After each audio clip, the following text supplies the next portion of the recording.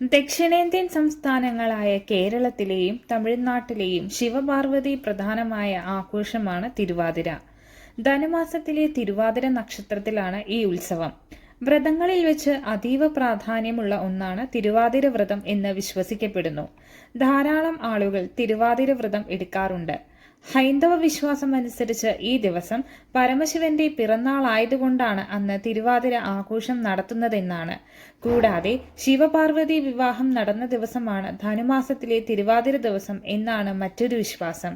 ശിവപ്രധാനമാണെങ്കിലും ആദിപരാശക്തിയായ പാർവതി ദേവിക്ക് സവിശേഷ പ്രാധാന്യം കൊടുത്തുകൊണ്ടാണ് തിരുവാതിര ആഘോഷവും വ്രതവും നടക്കാറുള്ളത്.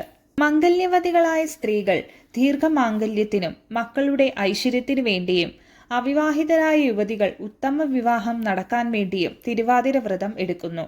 പാർവതി ദേവിയെ സ്തുതിച്ചുകൊണ്ട് സൂര്യോദയത്തിനു മുമ്പ് കുളത്തിൽ പോയി തിരുവാതിര പാട്ടുപാടി തുടിച്ചു കുളിക്കൽ, നൊയമ്പ് നോൽക്കൽ, നാമജപം, തിരുവാതിര കളി, ഉറക്കമുഴുപ്പ്, എട്ടങ്ങാടി വെച്ചു കഴിക്കൽ, പാതിര പൂച്ചൂടൽ, ശിവക്ഷേത്ര ദർശനം എന്നിവയൊക്കെയാണ് തിരുവാതിര ആഘോഷത്തിന്റെ പ്രധാന ചടങ്ങുകൾ. ഇഷ്ടവിവാഹം, ഉത്തമ ദാമ്പത്യം, കുടുംബ ഐശ്വര്യം, മക്കളുടെ അഭിവൃദ്ധി, അപകടമുക്തി, ദുഃഖവിമോചനം, രോഗമുക്തി, ദീർഘായുസ് തുടങ്ങിയ അനേകം ഫലങ്ങൾ തിരുവാതിര വ്രതത്തിനുണ്ടെന്ന് വിശ്വസിക്കപ്പെടുന്നു. തിരുവാതിര ആഘോഷവുമായി ബന്ധപ്പെട്ട് ഒട്ടനവധി ഐതിഹ്യങ്ങൾ പ്രചാരത്തിലുണ്ട്. ഇന്ദ്രാദി ദേവകൾ പാലാഴി മഥനം നടത്തിയപ്പോൾ നാഗരാജാവ് വാസുകിയുടെ വായിൽ നിന്ന് പുറത്തുവന്ന കാളകൂട വിഷം ഭൂമിയിൽ വീണ് ഭൂമി നശിക്കാതിരിക്കാൻ ദേവന്മാർ ശിവനോട് സഹായം അഭ്യർത്ഥിക്കുകയും അതനുസരിച്ച് വിഷം വിഴുങ്ങിയ ശിവന് കുഴപ്പങ്ങളൊന്നും സംഭവിക്കാതിരിക്കാൻ പാർവതി ദേവി ശിവന്റെ കഴുത്തിൽ അമർത്തിപ്പിടിച്ച് ഉറക്കമുഴിഞ്ഞ് പ്രാർത്ഥിച്ചതിൽ നിന്നാണ് തിരുവാതിര ആഘോഷത്തിൽ ഉറക്കമുഴിക്കൽ വന്നത് എന്നൊരു വിശ്വാസവുമുണ്ട്. എന്നാൽ ഇത് പ്രധാനമായും ശിവരാത്രി ആഘോഷത്തിന്റെ പിന്നിലുള്ള കഥയായി വിശ്വസിക്കപ്പെടുന്നു. ദക്ഷയാഗത്തിൽ ക്ഷണിക്കാതെ തന്നെ പോയ സതിയെ ദക്ഷൻ അപമാനിച്ചതിൽ സതി ദേഹത്യാഗം ചെയ്ത വിവരമറിഞ്ഞ ക്രുദ്ധനും ദുഃഖിതനുമായ പരമേശ്വരൻ ദക്ഷനെ കൊന്ന് പ്രതികാരം ചെയ്യുകയും അതിനുശേഷം ഹിമാലയത്തിൽ പോയി തപസ്സനുഷ്ഠിക്കുകയും ചെയ്തു.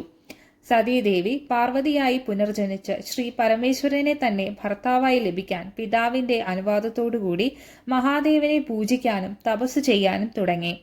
ഈ സമയത്ത് താരകാസുരന്റെ ഉപദ്രവത്തിൽ നിന്നും ദേവന്മാരെ രക്ഷിക്കാൻ ശിവപുത്രന് മാത്രമേ സാധിക്കൂ എന്നതിനാൽ ദേവന്മാർ കാമദേവനോട് ശിവനെയും പാർവതിയെയും ഒന്നിപ്പിക്കാൻ അഭ്യർത്ഥിച്ചു. ഈ അഭ്യർത്ഥന മാനിച്ച് കാമദേവൻ പുഷ്പബാണം അയക്കുകയും ശിവന്റെ യോഗനിദ്രയ്ക്ക് ഭംഗം വരികയും ചെയ്തു. അതിന് കാരണക്കാരനായ കാമദേവനെ അദ്ദേഹം തന്റെ കോപാഗ്നിയിൽ ദഹിപ്പിക്കുകയും ചെയ്തു. ഭർത്താവിന്റെ വിയോഗത്താൽ ദുഃഖിതയായ കാമദേവന്റെ പത്നി രതിദേവി ഊണും ഉറക്കവുമില്ലാതെ വിലപിക്കുകയും ശ്രീ പാർവതി ദേവിയോട് പരാതിപ്പെടുകയും ചെയ്യുന്നു. രതിദേവിയുടെ വിലാപത്തിൽ ദുഃഖിതരായ ശ്രീ പാർവതി ദേവിയും ദേവസ്ത്രീകളും നോമ്പെടുത്ത് പരമശിവനെ പ്രാർത്ഥിക്കാൻ തുടങ്ങി. സർവരുടെ പ്രാർത്ഥനയിലും വ്രതാനുഷ്ഠാനങ്ങളിലും സംപ്രീതനായ ശ്രീ പരമേശ്വരൻ കാമദേവനെ പുനർജീവിപ്പിച്ചു. തുടർന്ന് അദ്ദേഹം പാർവതി ദേവിയിൽ അനുരക്തനാകുകയും ഭഗവതിയെ അർദ്ധാംഗിനിയായി സ്വീകരിക്കുകയും ചെയ്യുന്നു.